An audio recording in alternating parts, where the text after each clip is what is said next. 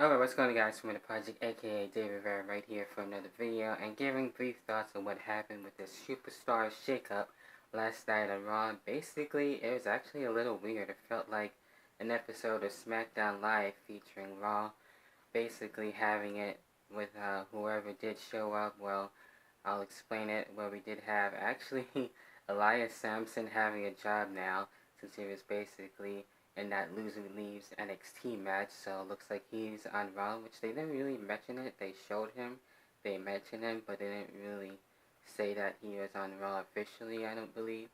We also have Apollo Crews on Raw. We have Kalisto, which is pretty cool. Maybe he'll be in the Cruiserweight division.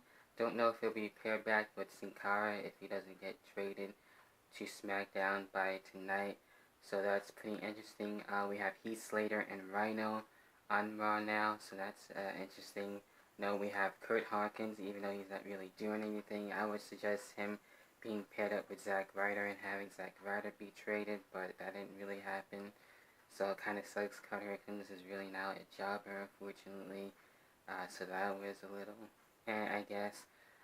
What really actually also was interesting, because I have him on my Raw show for the Draft Series, which is Bray Wyatt being a part of Monday Night Raw, so that's interesting on that note. So I don't know if Bray Wyatt's going to finish his match and actually even start it and end the feud with Randy Orton, since they basically were trying to have a matchup at some point.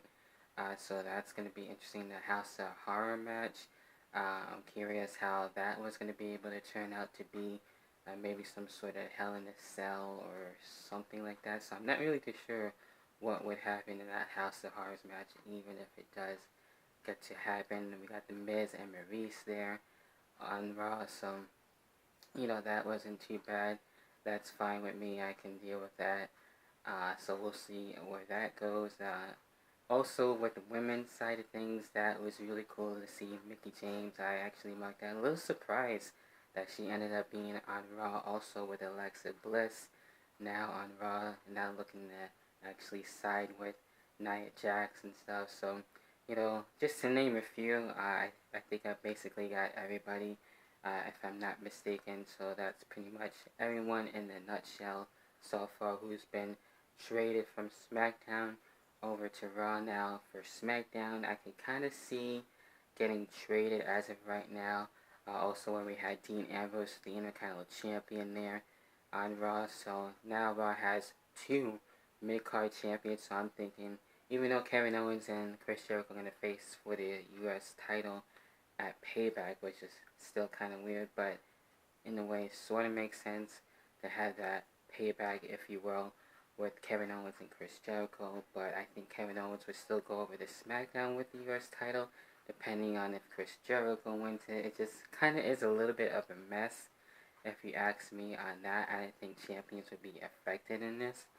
No commentators as of right now haven't been really changed or anything like that. So there's that. So SmackDown, I think they would get the Queen Charlotte, Kevin Owens probably. As far as any tag teams, I'm not really too sure about tag teams. Maybe the club, but I don't know, because they'll be probably still feuding with the Hardys and stuff like that, even though we have Cesaro and Sheamus and the Hardys at Payback. So maybe the club would be pretty cool to be with AJ Styles. Perhaps AJ Styles, of course, was safe. People were thinking, as you can see, the action figure, since I got AJ Styles, there we go, right there.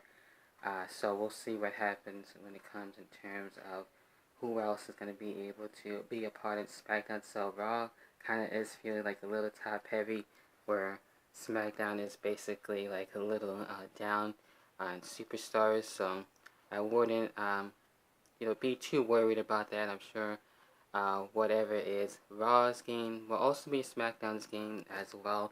So who do you think will be going to the Blue Baron and for SmackDown Live? Leave your thoughts in the comments down below. Leave a like if you liked the video. If you didn't like it, hey, that's fine. Also subscribe, hit the notification bell. With that being said, there'll be plenty more. I'll probably talk about SmackDown Live too, to get my thoughts and who got traded there. So what are your thoughts on the whole superstar shakeup? Do you think it was worth it and stuff like that? In some ways, I guess, but in others, didn't really care for it. And it was a little all over the place. So we'll see what happens until then. I'll catch you guys in the next video. In the next video, whatever the hell that next video may be. Peace.